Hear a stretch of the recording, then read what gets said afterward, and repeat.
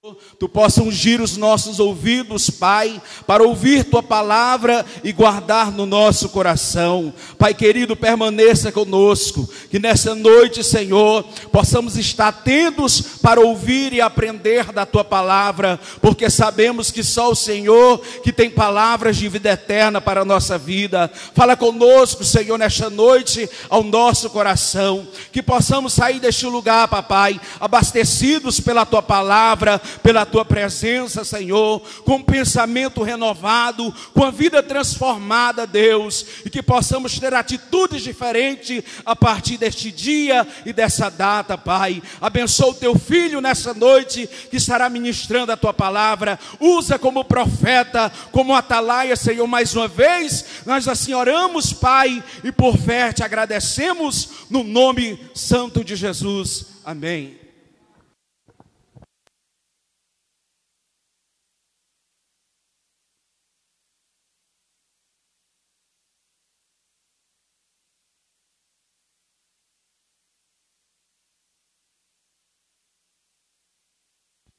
Paz do Senhor.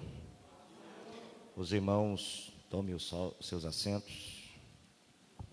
Deus abençoe grandemente. Queridos, todo mundo estão bem? Estamos na presença do nosso Deus e gostaríamos que os irmãos abrissem a Bíblia na primeira carta que o apóstolo Paulo escreveu à igreja de Tessalônica, capítulo de número 5, e o versículo de número 23. Iniciamos um assunto muito importante, necessário, urgente para a igreja de Jesus. E eu quero me esforçar para ser claro, para que os irmãos entendam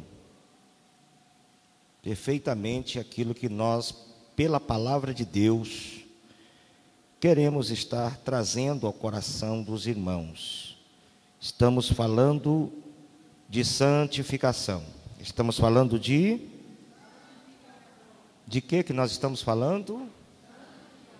Estamos falando de santificação. Quem esteve na primeira e na segunda quarta-feira deste ensino, entenderam perfeitamente aquilo que nós expomos aos irmãos. O que é a santificação, qual a natureza da santificação, quais são os propósitos da santificação. E na segunda nós falamos sobre a santificação no Espírito. O que é a santificação no Espírito? O que é o Espírito? E qual parte da nossa vida o Espírito rege? Ele é responsável pelo que em nossas vidas? E por que ele precisa ser santo? Esta foi a primeira e a segunda ministração relacionada a este tema. E nós daremos continuidade, porque o tema da pregação é os 3 aspectos da santificação: santificação do espírito, santificação na alma e santificação no corpo. Hoje estaremos falando sobre a alma e a santificação da alma. Capítulo de número 5, versículo 23, da primeira carta aos Tessalonicenses, ou à igreja de Tessalônica, que Paulo escreveu. Os amados irmãos, leia, por favor, o versículo de número 23. 1, 2, 3.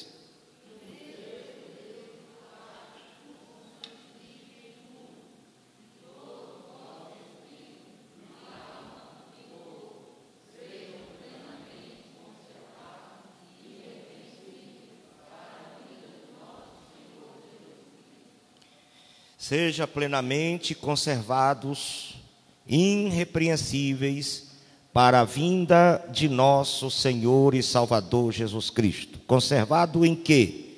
Em santificação. Conservado em quê, meus irmãos? Em santificação. O espírito, a alma e o corpo. Quando eu falei a respeito do espírito, eu disse aos irmãos que algumas pessoas, elas fazem uma confusão entre a palavra espírito e alma. E às vezes eles usam o termo que é derivado de alma para espírito e o termo que é derivado de espírito para alma, mas eles são diferentes.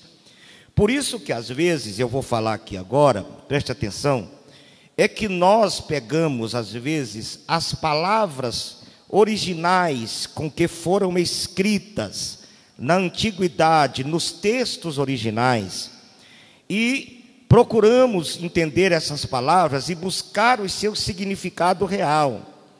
Por isso que às vezes a gente cita como essa palavra é escrita no hebraico, como ela é escrita no latim, como ela é escrita no grego, porque são nesses originais que você extrai, né, o significado real da palavra.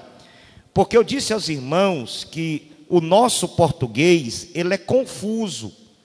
Às vezes uma palavra significa várias coisas. Eu disse aqui, eu dei um exemplo. Por exemplo, a palavra meia. A palavra meia pode significar uma cobertura de se pôr no pé para calçar um sapato. A palavra meia pode significar 6, não é assim? E muitas outras coisas, né? Meia dúzia, meia calça. Então, a palavra meia, ela é, às vezes, ela tem essa amplitude de significados. O português é assim, né? Mas as palavras originais gregas, as palavras hebraicas e até mesmo o latim, cada palavra representa uma coisa, não tem outro significado para elas. Por isso buscamos nos originais para pregar a real explicação do que aquela palavra representa. É assim que às vezes nós traduzimos aquilo que é etimologicamente o significado real. Por exemplo, a alma é um termo equivalente ao hebraico, foi aonde surgiu a primeira palavra alma. Esse termo hebraico, ele é nepsi. A palavra alma é nepsi. Agora, já no grego, quando essa palavra é transladada para o termo grego, é psique. Você já ouviu isso na escola? Psique. Lá no hebraico antigo, no massorético, é nepsi. Já no grego é psique. E essa palavra significa literalmente criatura. O que é alma? É criatura. Uma criatura que vive. Então, um cachorro é uma alma que vive. Um cavalo é uma alma que vive. Não é verdade? Uma galinha é uma alma que vive. O ser humano é uma alma que vive. E qual a diferença entre os animais e o ser humano? É que o homem tem mais do que uma alma. Ele tem um espírito que é eterno. Os animais morrem e acabou. No céu não tem cachorrinho, não tem gatinho, não tem galinha, viu? Ah, pastor, mas e aquele texto da Bíblia que fala que os animais vão pastar junto? É no milênio, não é no céu, é na terra. Tá bom? Então, a palavra alma, tanto no hebraico como no termo grego, psique, significa criatura. Significa o quê? Criatura. O espírito significa ser. A alma significa criatura. Então, eu expliquei isso aqui, não vou entrar no termo espírito, porque aí pode até provocar uma confusão no que eu quero passar para os irmãos. Só que esse termo, no latim, significa ânimo ou anima. Ele muda completamente a expressão. Enquanto que no hebraico ou no grego significa criatura, o latim, ele vai mais além do que simples criatura. Essa palavra ânimo no latim ou aquele que anima no nosso português, significa a manifestação de toda a personalidade humana. O que é a minha alma na nossa língua portuguesa? É a manifestação de toda a personalidade humana, nas suas mais variadas reações. Alguém entendeu? Sim? Isso é importante você entender. Porque se você entender isso aqui, você sabe aonde a sua alma rege. O que é que a sua alma no que a sua alma é responsável nessa vida que você tem. Então, a alma significa a manifestação de toda a personalidade humana. Nesse caso aqui, seria a fonte da vida de cada organismo, ou seja, o que torna o corpo ativo. Seu coração bate por causa da alma, seu pulmão se manifesta por causa da alma, você sente fome, a alma dá o sinal. Então, tudo que é ativo no seu corpo está ligado diretamente à alma. Por isso ela é importante. Eu escrevi umas coisas, mas não salvou. Eu escrevi aqui, eu deixei para escrever aqui, que eu vim 6 horas para cá, fiquei ali estudando, orando. E aí, o que eu escrevi lá não salvou. Eu pensei que tinha salvado automaticamente e não salvou. Então, algumas coisas eu vou deixar a desejar para os irmãos nessa noite. Mas é muito importante entendermos isso aqui. A alma, a alma humana, ela é espiritual. O que significa que ela, obviamente, não é material. A alma humana, ela tem 3 capacidades. Quantas capacidades? Quantas? 3. A primeira capacidade da alma humana é a capacidade de entender.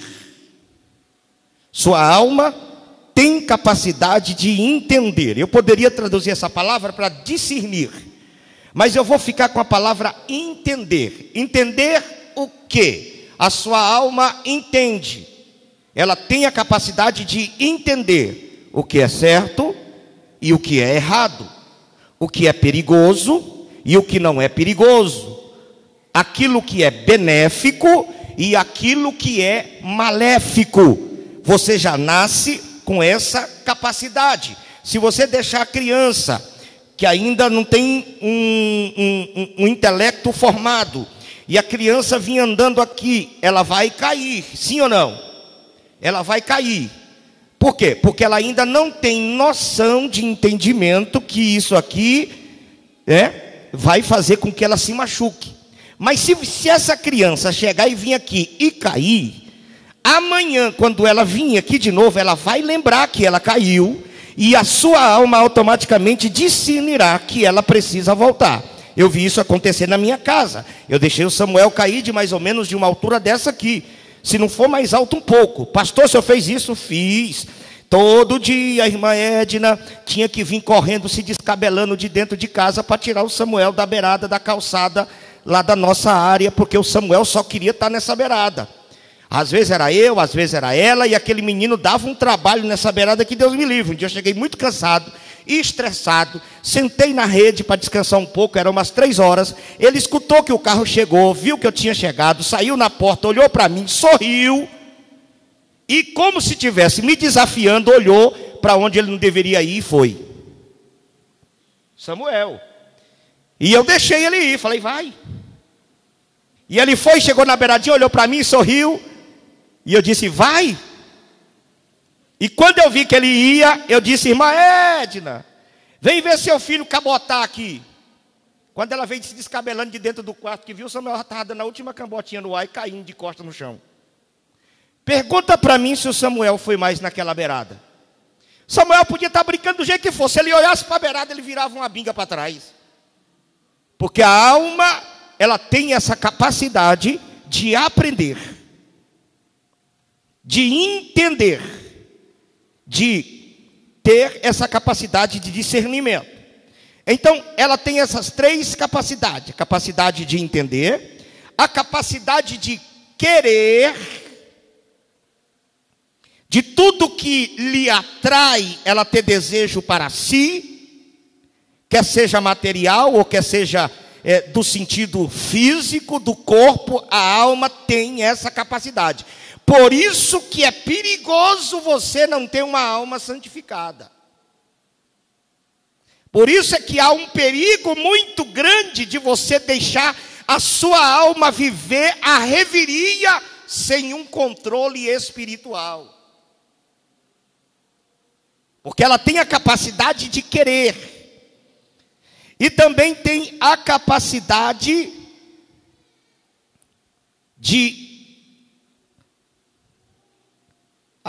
três capacidades: entender, capacidade de querer e capacidade de sentir. Por isso que você sente carência. Por isso que você gosta de abraço. Por isso que beijo é bom. Não é verdade? Por isso que um afago, um carinho, você sente. Você tem capacidade de sentir. A alma sente alegria. A alma sente tristeza. A alma sente carência. A alma sente paixão. Tudo provém da alma. Essa capacidade de querer. Ela sente alegria, raiva, tédio, simpatia, empatia. É a alma que olha para uma pessoa e diz: não gostei dele. É a alma que olha e diz: gostei dele, gostei dela. Ela tem essa capacidade. Amém? Ela tem esta capacidade. Então ela sente tristeza, sente alegria, ela sente raiva, sente empatia, sente simpatia, sente tédio e etc. E a alma também, ela é responsável pelas emoções, pelos desejos, pelas ilusões e pela fantasia. É por isso que tem pessoa que acredita no conto de fada, no príncipe de cavalo branco. Não tem? É por isso que algumas séries de TV e alguns filmes de ficção fissura determinadas pessoas que gostam de viver na fantasia da vida. Acredita em Papai Noel, em Superman, em Batman e Robin e etc. Porque esta é a capacidade da alma. E a alma pode ser enganada com muita facilidade. Por isso que o diabo atua muito mais na alma do que no espírito. Porque ele sabe que quando a alma é atingida e ela se enfraquece pendendo para o lado do erro, o espírito também adoece por causa da alma.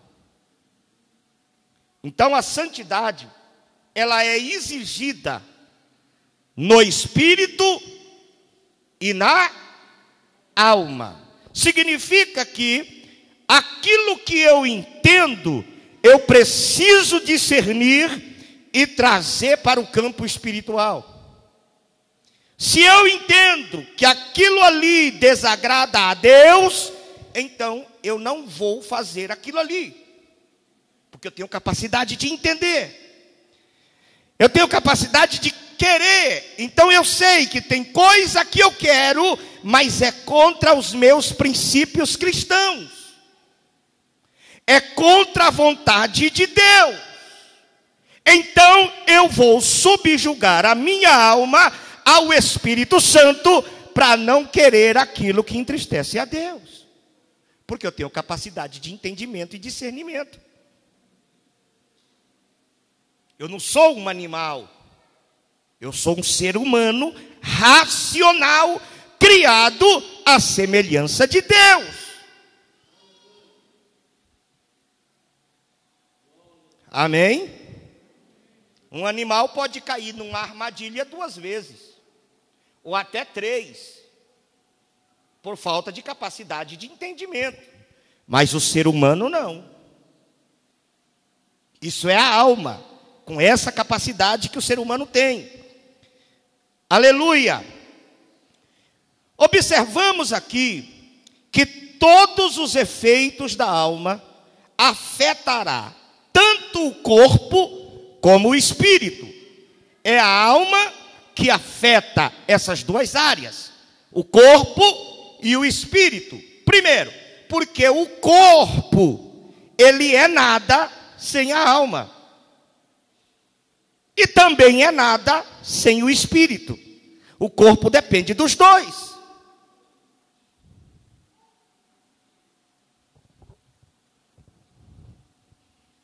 Está dando para entender aí, meus irmãos? Vocês estão descabriados. Mas vai ficar bom. Creia no poder da palavra. Aleluia. Porque o Espírito Santo vai tratar diretamente com a nossa alma aqui essa noite. E a nossa alma sairá daqui convencida que melhor é servir a Deus e ser fiel à sua palavra. Entenda então, por que é que você erra sem querer errar. Entenda então, por que é que às vezes você se pega pensando coisas que você não deveria pensar. Quem já aconteceu isso contigo? Você se pega pensando uma coisa, meu Deus, tira isso, é a sua alma. É a carência da alma. Se a alma não estiver nos braços do Espírito, ela cai nos braços do mundo. Agora, se ela não estiver nos braços do mundo, ela tem probabilidade de cair nos braços do Espírito. E o Espírito de Deus é poderoso para levar a nossa alma cativa à presença de Deus. Por isso você diz assim: Senhor, toma as minhas vontades. Se você fosse usar uma palavra etimológica, você diria assim: Senhor, controla a minha alma. Senhor, domina a minha alma. Senhor, fortalece a minha alma. Senhor, preenche a minha alma. Senhor, alegra a minha alma. Uma alma ligada ao Espírito Santo, ela ignora os sofrimentos e desabores do corpo. Isso aqui é uma coisa muito óbvia. Por exemplo, o que explica Paulo e Silas, depois de apanhar, amarrado pelos pés num lugar gelado, em posição difícil, ter condição de cantar um hino? O corpo de Paulo e Silas estava fragelado, o corpo de Paulo e Silas estava machucado, mas a alma de Paulo e Silas estava ligada em Deus, em santidade. E a alma ligada em Deus, ela ignora a situação física do corpo. Por isso você vai ver pessoas que não têm perna, alegre, falando língua estranha e louvando a Deus. E você pode ver uma pessoa fisicamente perfeita, caído em depressão.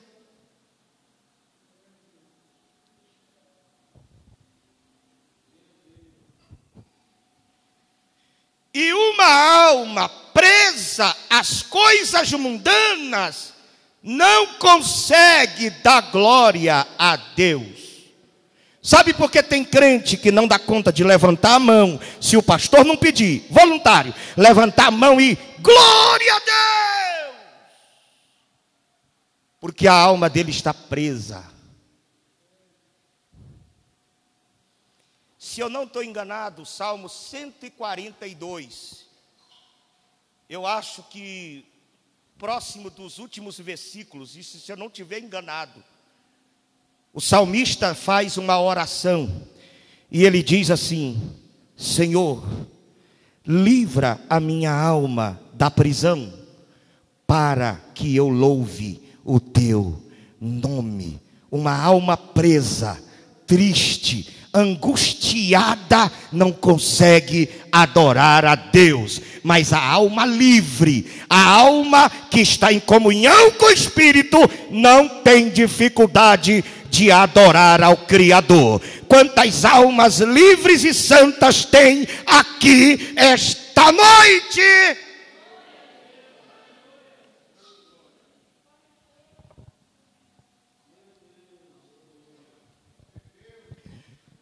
Observe uma coisa aqui que eu não coloquei, mas está no meu coração, em relação à alma. Jesus, eu já preguei isso aqui, não sei quando, mas eu tenho certeza que preguei, que ele fez o mais perfeito de todos os sacrifícios. E o sacrifício de Cristo seguiu 5 etapas diferentes de derramamento de sangue. Muitas das vezes nós olhamos para a cruz e aí dizemos assim, nesse sentido nós dizemos assim: Jesus derramou sangue na cruz do Calvário por mim. Não é assim? A gente só lembra do derramamento de sangue de Jesus quando a gente pensa no Calvário. Mas a gente parece que muito pouco analisa que, aleluia, que o sacrifício de Cristo se deu em 5 formas distintas. E o primeiro derramamento do sangue de Jesus foi no jardim. Foi aonde? Aonde? No jardim. Por que no jardim? Né? Você já parou para pensar por que que o primeiro derramamento de sangue de Jesus se deu no jardim? E outra coisa, Jesus derramou sangue sem ser ferido, sem corte, sem machucado. Ele estava sozinho, ele estava orando, e a sua angústia se tornou tão terrível que Jesus suou, diz a Bíblia, grandes gotas de sangue. No lugar de suor, saiu sangue do polo de Jesus.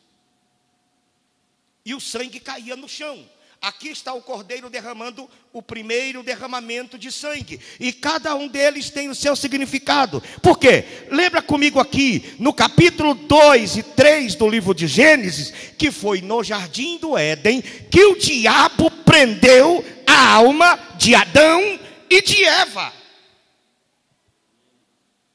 E Jesus, no jardim do Getsêmani, derrama sangue do seu corpo, sem nenhum corte, pela aflição da alma, para libertar a alma do crente, para que ele tivesse acesso à presença de Deus. Quando você vê Jesus dizer, minha alma está angustiada até a morte, e começa a verter sangue, aquele sangue quebrou os grilhões que o diabo tinha colocado na minha alma, e a minha alma agora está livre para adorar a Deus.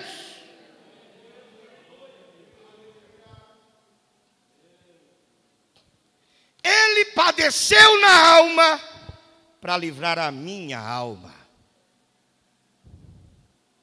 Ele se prendeu na alma para libertar a minha alma. Então, o crente em Jesus precisa ter a sua alma livre. Aleluia! Para servir a Deus, para fazer a vontade de Deus. Todos os feitos da alma afetará tanto o corpo como o espírito, quer seja para o bem, quer seja para o mal. Exatamente nesse sentido, Jesus usa a figura dos olhos humanos para descrever a responsabilidade da alma. Afinal de contas, Leonardo da Vinci, ele escreveu uma frase, ele disse uma frase, e ela se tornou uma frase que até hoje não é esquecida, e é uma verdade o que ele disse, que a janela da alma são os nossos olhos. A psicologia tem um poder tão dinâmico de, por meio dos olhos de alguém, descobrir como ele está nos seus sentimentos. Porque os olhos revelam como estamos por dentro. Então, a única forma física de você conseguir entender um pouco do que é a alma é olhando os olhos de alguém. Aí Jesus usa esse texto aqui, ó.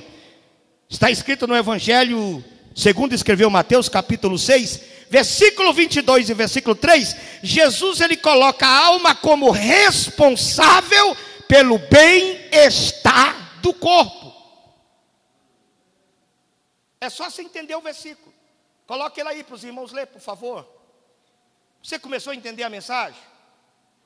Quem começou a entender, diga amém. Quarta-feira que vem fica melhor, porque eu vou falar da santidade do corpo. Tá bom? Nós vamos aprender algumas realidades bíblicas que não se pregam mais na Assembleia de Deus, que está virando uma coisa feia no meio dos cristãos. E que se nós do Veiga Jardim não abrir nossos olhos espirituais e atentarmos para o Espírito Santo, daqui a pouco estaremos iguais ou piores.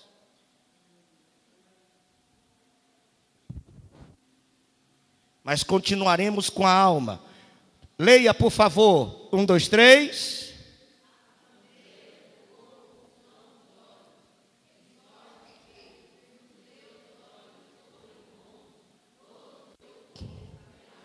Vinte e três.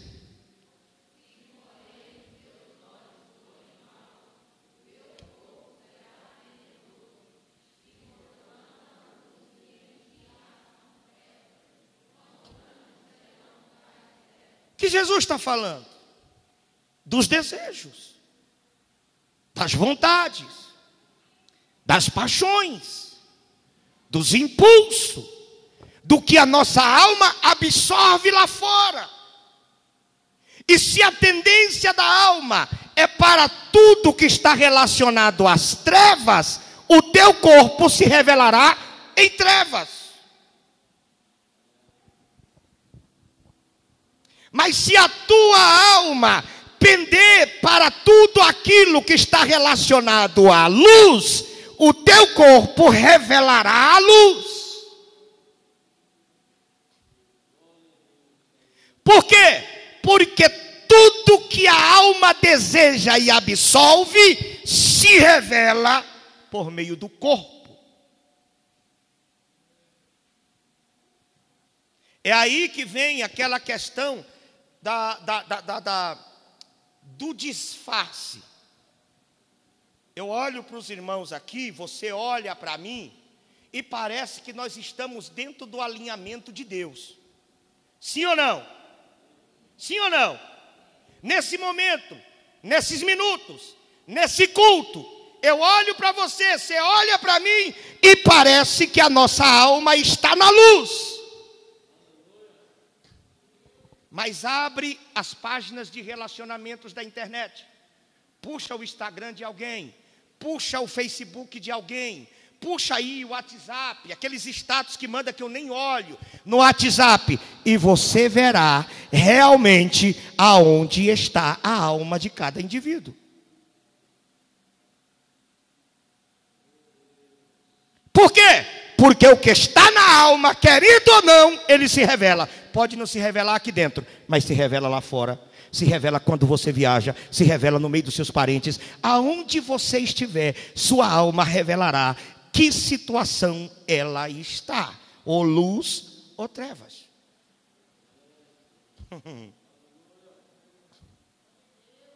Cedo ou tarde, Jesus disse uma coisa: nada que se faz fica oculto.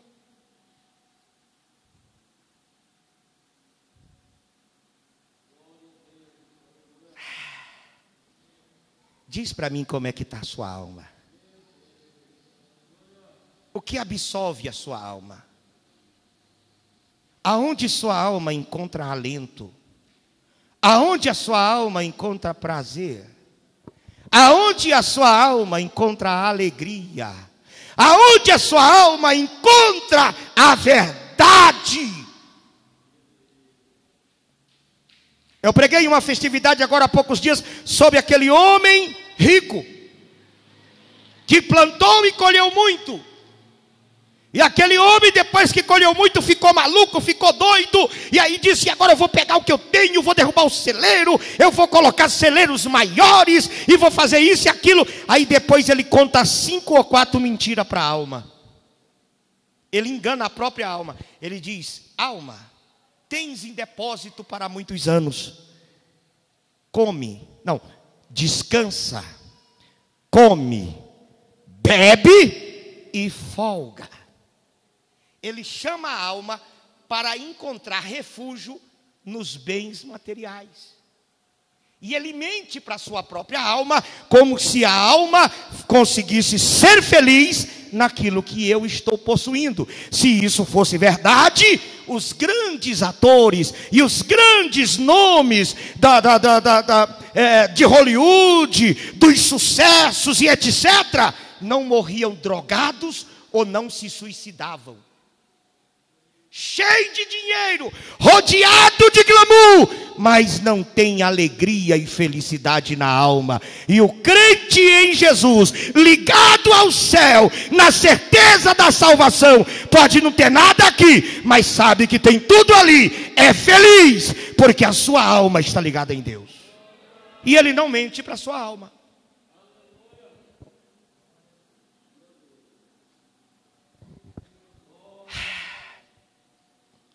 O que tem absolvido a tua alma?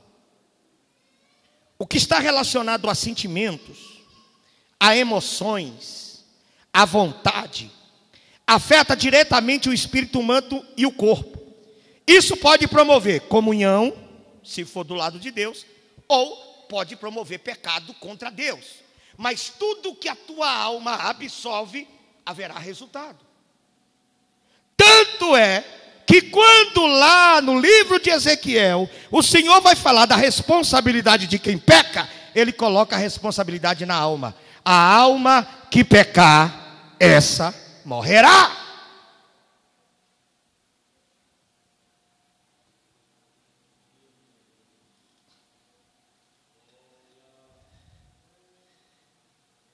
O apóstolo Paulo, ele expressa os conflitos de uma alma enferma contra o Espírito Santo.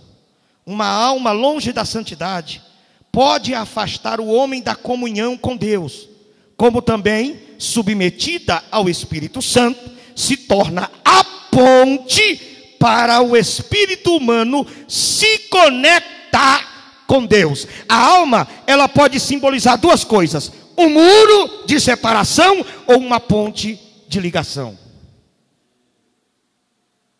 Uma alma carnal se torna muro.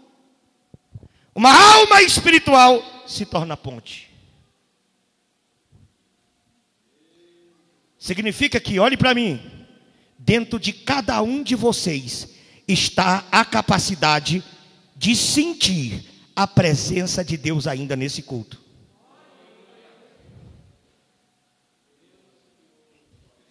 Dentro de cada um de nós está a capacidade de sentirmos a presença de Deus. E dentro de cada um de nós está a capacidade de sermos lançados no fogo eterno para toda a eternidade. E tudo se resume em uma coisa, irmãos. Olhe para mim. Decisão. Diga eu. Unicamente eu. Diga eu. Unicamente eu tenho o poder de decidir a minha eternidade. O que a sua alma te diz nessa noite?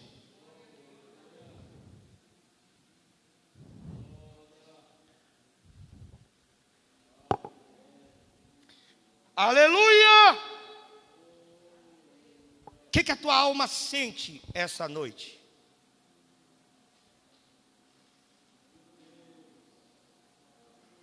O que a tua alma te diz nessa noite?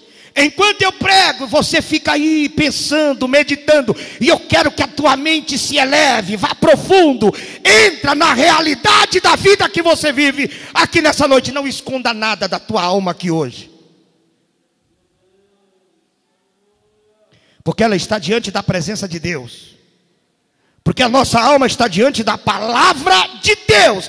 E essa palavra é poderosa para discernir Ela vai e divide alma e espírito e discerne as intenções do coração de cada um de nós aqui nessa noite. Porque diante da palavra, nada se oculta.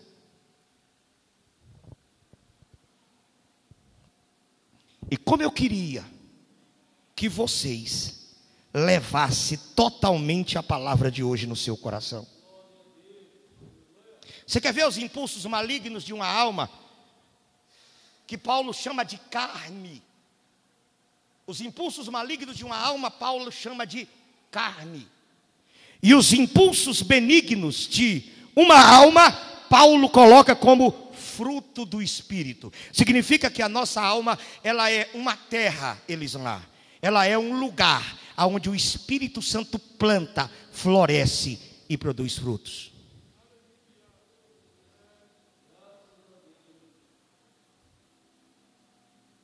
Ela é um campo de batalha, em que o maligno está querendo colocar os seus impulsos maléficos para que ele se manifesta. Mas também há o Espírito Santo batalhando neste campo, que é a alma, querendo produzir fruto do Espírito nela.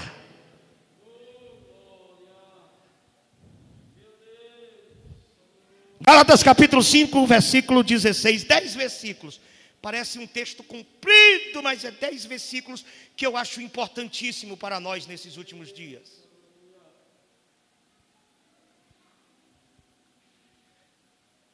Amém? Vamos lá? Olha o que diz Paulo. Digo, porém, andai em espírito, e não cumprireis as concupiscências da carne. Concupiscências é desejos, cobiças. Porque você pode desejar, mas você tem que desejar o que é do céu. Você tem que desejar o que é de Deus. Você tem que desejar o que vem para benefício da eternidade, e nunca para aquilo que é maléfico e é contra Deus. Paulo chama de concupiscência da carne, vontade da carne. Vamos lá, versículo de número 17. Porque a carne cobiça contra o espírito, e o espírito contra a carne, e esse se opõe, guerreia, um ao outro, para que não façais o que quereis.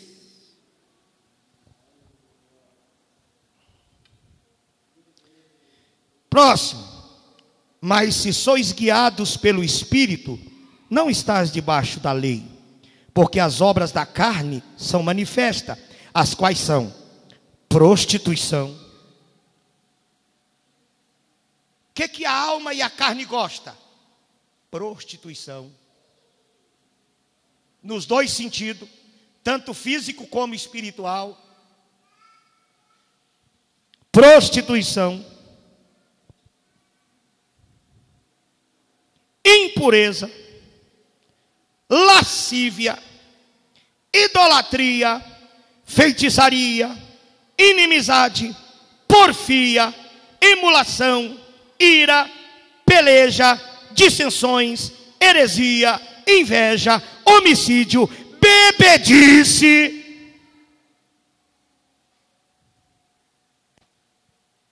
Vai se achando aí.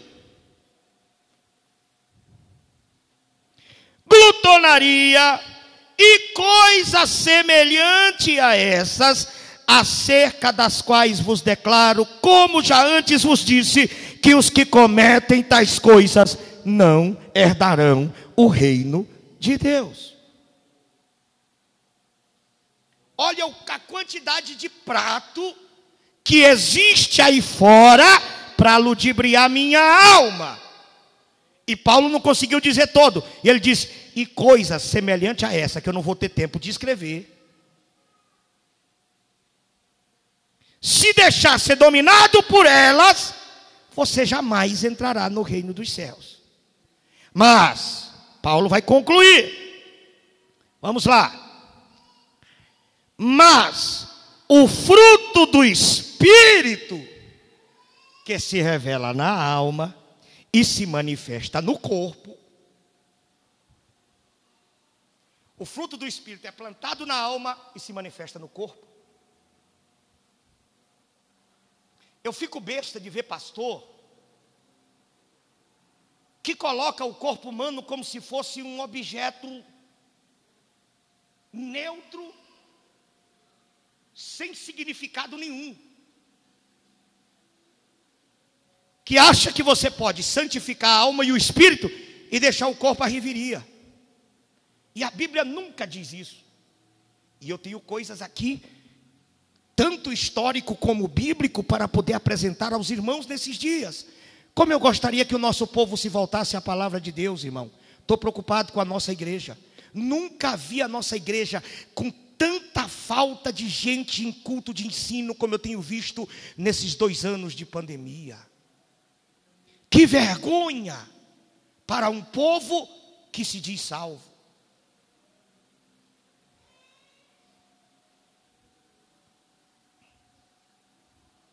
Mas o fruto do Espírito, o que é contrário à carne, é amor, gozo, paz, longanimidade, benignidade, bondade, fé, mansidão, temperança, autocontrole.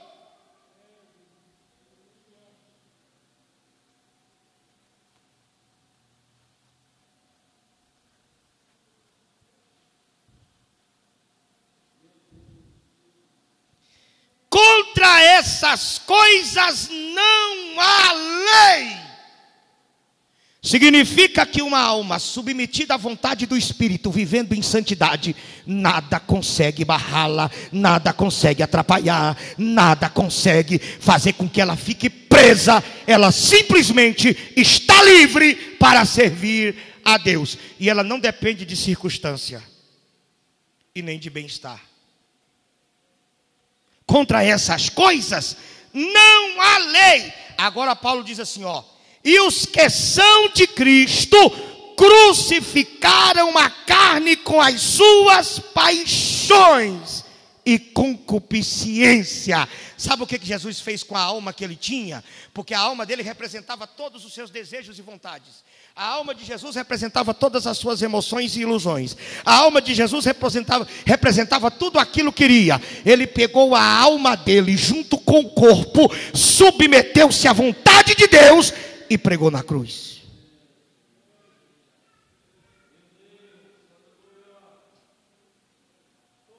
O que ele fez? Matou a alma e o corpo na cruz. Mas o espírito não morreu lá. Ele matou a alma na cruz e ele matou o corpo na cruz. Isso aqui até parece heresia, viu, irmãos? Mas eu estou com o pé no chão e sei muito bem o que eu estou dizendo. Você vai ver que na hora que Jesus deu o seu último suspiro, ele disse uma frase: Pai, na tua mão eu entrego o meu espírito. Eu elimino a alma e eu elimino o corpo. Pai, todas as minhas vontades e desejos eu elimino. Não vou fazer o que eu quero, vou fazer o que tu queres. Ele disse isso lá no Getsemane. Mas não faça o que eu quero, Pai. Faça o que tu queres. Minha alma não tem poder de decidir por mim.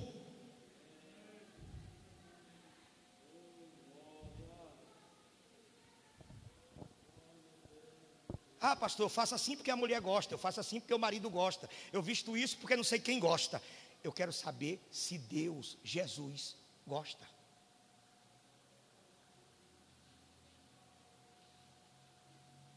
Quem me ouviu diz amém. Antes de vestir uma roupa, eu não procuro se a irmã Edna gosta. Eu pergunto ao Espírito Santo se essa roupa glorifica o Pai. Isso aqui é assunto para quarta que vem. Sabe o que é isso, irmão? É uma alma submetida à vontade do Espírito, ligada diretamente à vontade soberana de Deus. Porque aqueles que estão em Cristo crucificaram a sua carne, as suas paixões com Cristo. Você não faz mais o que você quer, nem o que você deseja. Você faz o que o Pai determina. Diz para mim, quem é que rege a sua vida? É sua alma ou o Espírito Santo de Deus?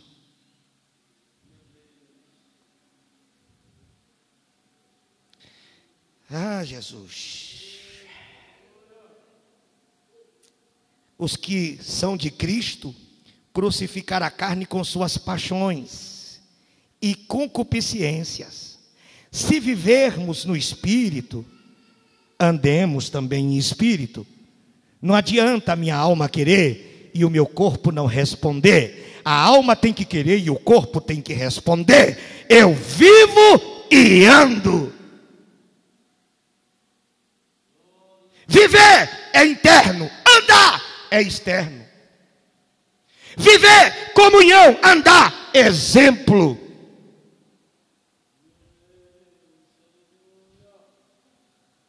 Ah, porque Deus me conhece por dentro. É verdade, mas o homem tem que te conhecer por fora. Se o que tem por dentro, revelado por fora, pertence a Deus. Não sei se vocês entenderam.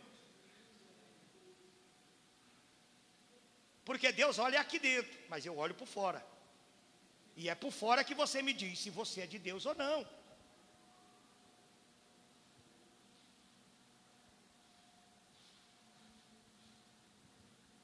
Diz amém.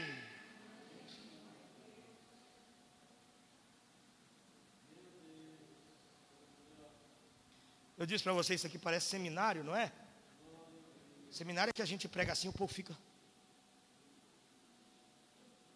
Você pensa que eles não estão entendendo, mas estão. Porque essa palavra aqui, disse Jesus, é espírito e vida. Ela está indo aí, ela está trabalhando aí, ela está falando aí. Ela está concluindo aí. Aquilo que eu não consegui explicar direito, o Espírito Santo revelará no íntimo do seu coração. Aleluia! Se nós vivermos em espírito, somos santos por dentro, andemos em espírito, sejamos santos por fora.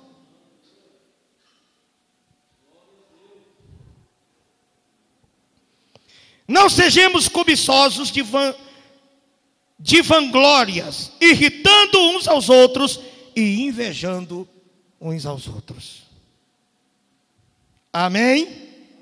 Vale ressaltar que nem tudo aquilo que a nossa alma pensa ser bom para o corpo agrada a Deus e fortalece o espírito. Por isso, Paulo nos adverte também com um versículo que pouca gente gosta de ler. E às vezes nem entende a suma do que Paulo está dizendo em 1 Coríntios capítulo 10 e versículo de número 23. Isso aqui dá para nós falarmos de cós salteado. Todas as coisas me são... Diga, todas as coisas me são... É isso mesmo? Está escrito aí? Todas as coisas me são lícitas, mas nem todas as coisas convêm. Todas as coisas me são lícitas, mas nem todas as coisas edificam. Preste atenção. Paulo está dizendo assim, irmão, que o que tem aí oferecido, seja lá o que for, você pode. Só que não convém. Por quê? Porque você não serve a Cristo por obrigação. Cristo não te obriga a servir a Ele. Se você não me servir, eu te mato. Se você não me servir, eu te ponho um câncer. Cristo não faz isso. Você tem que fazer por amor. Você tem que decidir. Eu posso, mas eu não devo. Eu posso, mas não vai glorificar Jesus. Então, se eu não devo e não vai glorificar Jesus, eu simplesmente não faço. Eu escrevi um negócio aqui, presta atenção. Exemplo: não há problema nenhum, ou não é proibido, um crente tomar banho no mar ou numa piscina. De jeito nenhum. É lícito. Agora, não convém eu colocar uma cueca e ir banhar na piscina e ir banhar no mar. Se eu tenho coragem de ir de camisa e calça, banho o dia todo e você não peca. Mas se você tem que se comportar como um ímpio, então não vá. Fique sem banhar no mar. Porque é melhor você nunca ter o prazer de banhar no mar, mas ter a satisfação de entrar nas ruas de ouro e andar na Jerusalém eterna. Diga glória a Deus, gente. Aleluia. Eu posso. É lícito.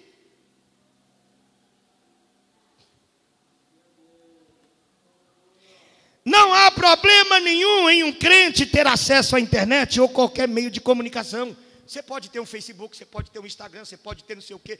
É tanta coisa que tem agora que eu nem sei o que é que tem. Eu só sei que tem muito. Você pode ter. É lícito. Agora, não convém você sugar tudo que isso oferece. Não convém você se tornar escravo de uma página de relacionamento, ao ponto de você passar 24 horas no Facebook, no Instagram ou no WhatsApp e não ter condição de ler um capítulo da Bíblia.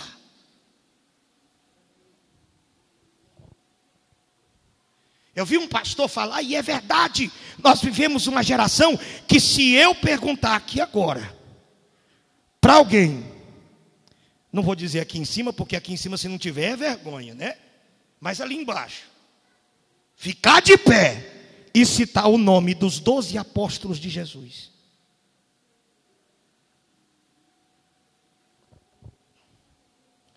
Tem coisa que é lícito, mas não convém. É lícito, mas não edifica. Um rapaz chegou em mim, Elismar, não sei porque eu estou falando contigo aqui. Um moço chegou em mim, sabe que eu sou conservador, que eu bato de frente com muita coisa que eu acho que não deveria ter na vida do crente. Ele disse assim para mim: pastor, por que o senhor acha que é errado eu torcer para um time de futebol? Ele falou o nome do time dele, mas eu não lembro. Não é daqui do Goiás, não é de São Paulo, é um outro time. Não sei se é Cruzeiro. Falei, não, é lícito. Eu quero saber se o que você está vivendo com esse time convém. Como assim? Eu disse assim para ele: me diga qual é o maior artilheiro do seu time em todas as épocas. Ele disse: fulano de tal. Quantos títulos nacionais ele tem? Tantos. Quantos títulos estaduais o seu time tem? Tantos.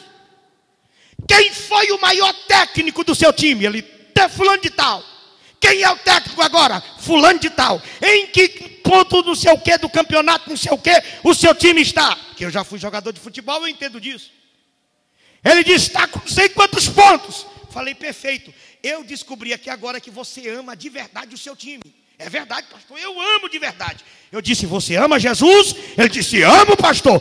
Qual é a maior profecia do nascimento de Cristo na Bíblia? Pastor, qual o nome dos 12 apóstolos? Pastor, qual o nome dos 12 patriarcas? Pastor,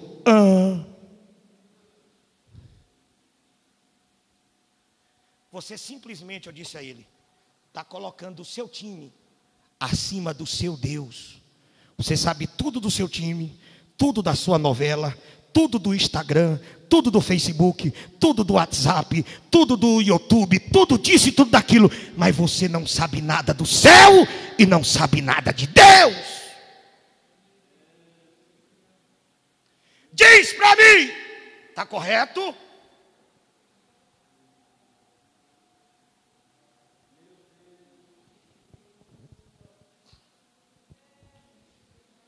Eu estava viajando com 2 jovens.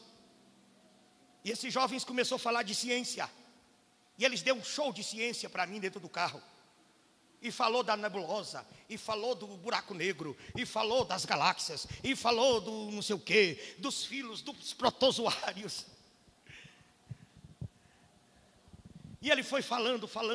E aí disse: pastor, só tem que estudar mais isso. Aí eu comecei a falar de teologia. Eu fui falar das frases metamórficas. Eu comecei a falar Comecei a falar de teologia, das semânticas, dos protótipos, das figuras.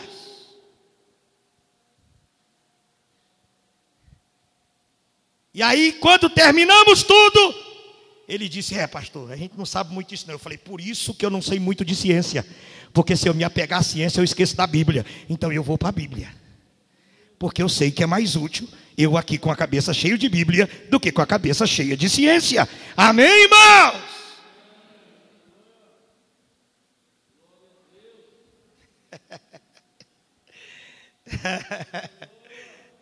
Eu posso não entender do que tem de software por aí. Eu posso não entender de nebulosa. Mas eu entendo que a minha alma tem que se submeter ao Espírito e que tudo não é lícito, tudo que é lícito para mim não me edifica e não me convém. Tem outra passagem que Paulo diz assim: tudo é lícito, mas eu não me deixarei apegar a nenhuma delas, porque é tropeço para ganhar Cristo. Você simplesmente está vivendo um tropeço que vai te atrapalhar a ganhar Cristo. E como canta a Leilinha, eu prefiro Jesus. Eu prefiro Jesus. Eu prefiro Jesus. Quem prefere Jesus, diga glória a Deus. Eu prefiro Jesus.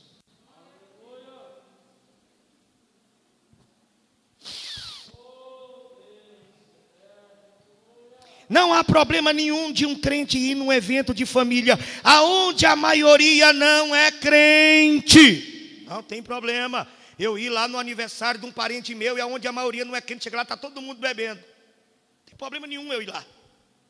Agora, como eu me comportarei ao chegar lá, fará a diferença.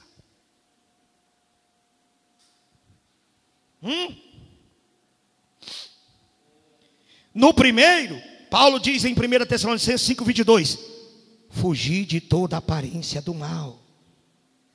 A Bíblia é tão tremenda que ela diz assim: não precisa ser mal. Se você sentir que é mal, foge. Em caso de dúvida, casca fora.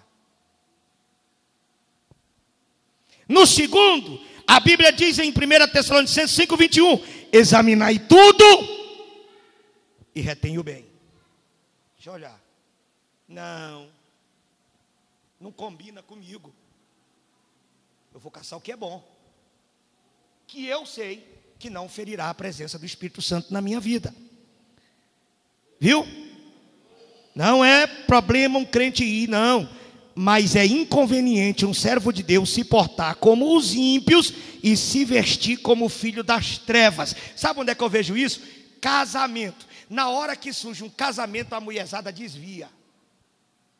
Pinta a cara, pinta o beiço, pinta as unhas, bota umas roupas decotadas, mostra as costas e vai bonitona para o casamento. Se Jesus voltar no casamento, você está no Todd.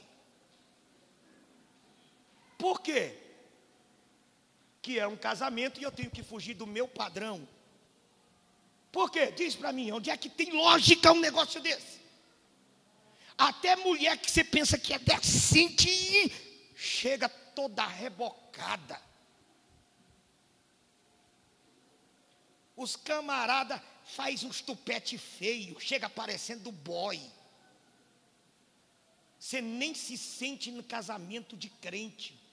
Parece que Jesus não cabe naquele ambiente.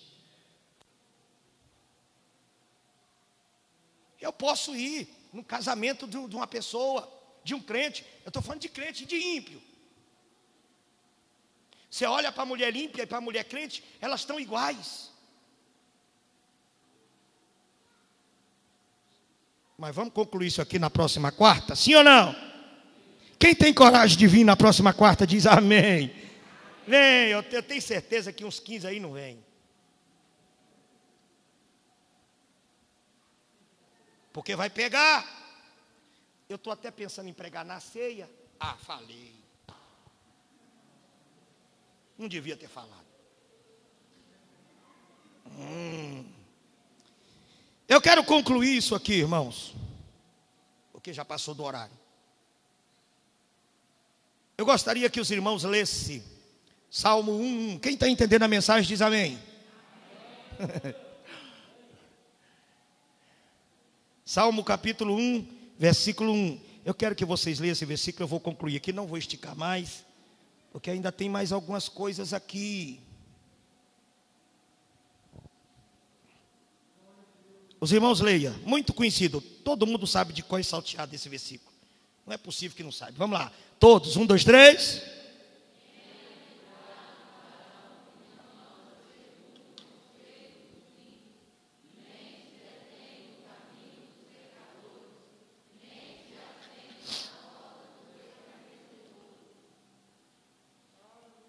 Aqui tem um camarada com 3 procedimentos distintos. Um segue o outro, é claro. Nós temos alguém andando. Esse alguém que está andando, ele para. E depois que ele para, ele senta. Bem-aventurado é o varão que não anda, que não se detém, para, que não se detém e que não se assenta. Isso aqui tem significado. São palavras vazias. O salmista está dizendo algo tremendo, preciso. Primeiro, o primeiro pecado, andar segundo o conselho dos ímpios, fala de pecado de influência. Alma fraca que aceita a concepção de um ser humano perdido e não aceita os comandos da palavra de Deus. É muito mais fácil você acreditar num pastor que diz Deus só quer o coração, do que acreditar num pastor que está pregando isso aqui nessa noite. Por quê? Chama-se pecado de influência. É você estar sendo influenciado por alguém que não tem Deus. E eu não preciso nem ir para a Bíblia para dizer que nós estamos vivendo um dos piores erros de agora. Por quê? Porque há 20 anos atrás, o que nossos pastores pregavam que era pecado e que nós vivíamos de forma diferente, significa que hoje tem a mesma natureza. Por que mudamos? Se nós tivéssemos mudado e vivêssemos mais relaxado nessa questão, por que Deus não opera milagres como operava no tempo deles? Diz para mim. Se o Espírito Santo no tempo deles era mais ativo e se manifestava muito mais, por que não se manifesta agora? Porque o liberalismo de hoje está proibindo o Espírito Santo ter comunhão no nosso ambiente.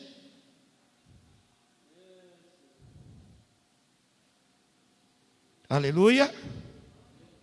Então não seja influenciado por ninguém, mas influencie por meio da palavra de Deus no seu coração.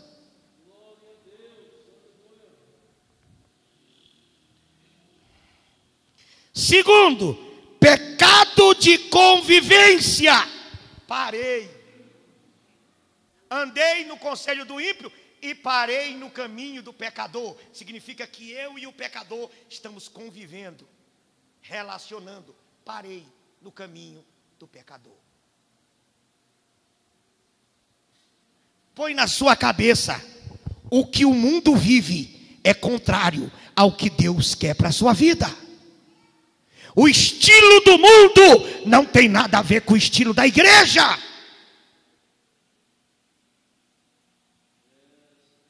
Em nome de Jesus, põe isso na sua mente. Não se detenha no caminho do pecador. E o terceiro pecado, pecado de conivência. Pecado de influência, pecado de convivência, pecado de conivência. Se assenta à roda dos escarnecedores. Eu estou vendo que o ambiente não presta, não serve para mim, mas eu estou sentado lá. Eu continuo lá.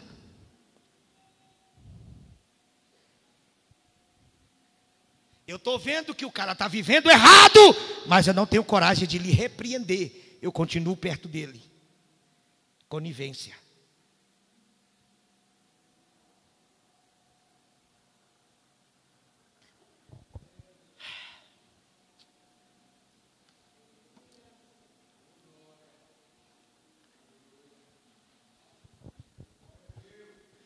Para de andar como o trigo na peneira, na mão do diabo.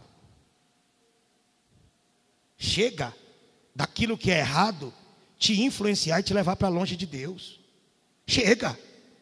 Eu digo aqui, simplesmente chega. Chega de fazer a sua alma escrava dos caprichos e desejos mundanos. Chega! Chega de ver o que é errado e ficar de boca fechada. Chega!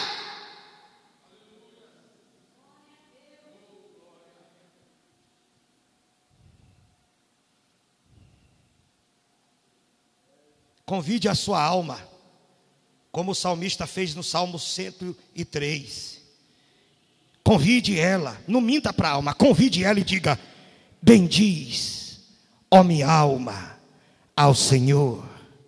Olha a expressão: e tudo que há em mim, pé, perna, braço, olho, ouvido, cabeça, boca, corpo, e tudo que há em mim, bendiga ao seu santo nome.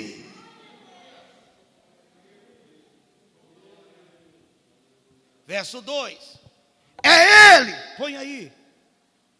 Põe lá, meu filho. Salmo 103. Versículo 2. Eu gostaria que nós cantássemos isso aqui como se fosse um coro. Vamos do primeiro. Põe o primeiro aí. Bem bonitinho. Fique de pé em nome de Jesus. Convide a alma que está aí dentro de você. E leve ela como Davi levou. A não só bem dizer, mas reconhecer que tudo de Deus é melhor. Tudo com Deus é melhor. Sim ou não? Eu trabalhava no posto Floresta e lá era uma tribulação. Tinha que trabalhar à noite e aí chegava aquelas prostitutas, aqueles homossexuais, tirava a roupa, ficava desnudo, ficava fazendo chacota para mim. Aí, irmão, ó, aí quantas vezes prostituta não arrancou a roupa? E aí, irmão, ó, e eu perturbado com aquele frio, cheguei no meu pastor num dia cedo e disse: pastor, tá desse jeito, não aguento mais. E faltava 1 mês e meio para me casar. E eu pagando algumas coisas e querendo comprar outra. E eu aguentando por causa do casamento. O pastor disse assim: meu filho, a Bíblia diz: fugir da aparência do mal. Deus é poderoso para fazer mais. Naquele dia eu não fui mais para o serviço. O povo me ligou, eu falei: vou mais não. Mas você tem que vir aqui. Não, não vou não. Tem que dar baixa na carteira. Dá baixa aí mesmo, não vou aí não. E a Edna disse assim para mim: meu filho, nós vai casar e agora? Vem cá, minha alma. Eu vou te tirar dessa prisão e vou te levar para os braços do Pai. O Pai tem coisa melhor. No outro dia apareceu um camarada e disse: vamos vender Porvir comigo lá em Goiânia? Eu falei: vamos. Nunca tinha vendido Porvir. Cheguei aqui, vendi Porvir e ganhei o dobro do que ganhava. Num dia eu ganhei o dobro do que ganhava um pedreiro. No outro dia eu falei: quero de novo. Quer mesmo? Quero. Então eu vou trabalhar no Porvir agora. No mês, quando terminou o mês, eu tinha ganhado 5 vezes mais do que eu ganhava no posto. Foi ou não foi, irmã Edna? Eu criei, eu acreditei que esse Deus que eu estou pregando aqui é vivo. E tem poder de fazer muito mais na nossa vida. Vamos lá, todos juntos, 1, 2, 3. Bendiz, ó minha.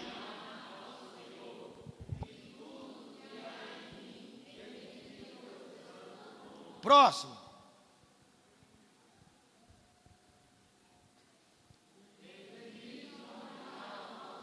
Vai até o 5.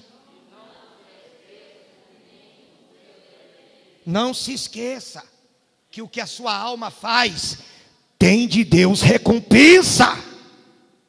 Próximo.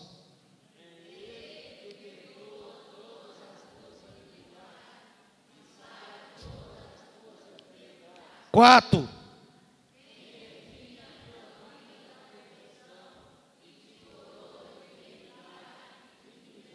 E o 5º, que é o mais lindo: que farta a tua boca de bens, de sorte que a tua mocidade se renova como a águia. Sinta renovo na alma de Deus nessa noite, na sua vida. Seja renovado em Deus. Amém? Põe a mão no coração. Senhor, em tuas mãos, Pai querido, entregamos todas as nossas vontades. Santifica nesta noite a nossa alma. Nos purifica de todo pecado. Nos purifica, Senhor, de tudo que é maligno, de tudo aquilo que tem desagradado ao Senhor. Sustenta-nos e nos fortalece pelo teu poder e pela tua misericórdia. Assim eu oro e assim eu agradeço, em nome de Jesus. Amém e amém. Glória.